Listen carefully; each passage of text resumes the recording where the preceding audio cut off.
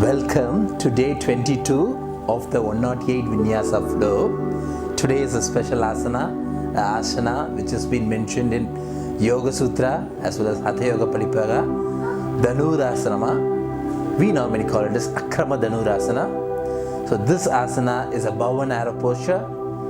So let me get into how to get into and out of this asana, integrating the asana into the vinyasa flow. Thank you.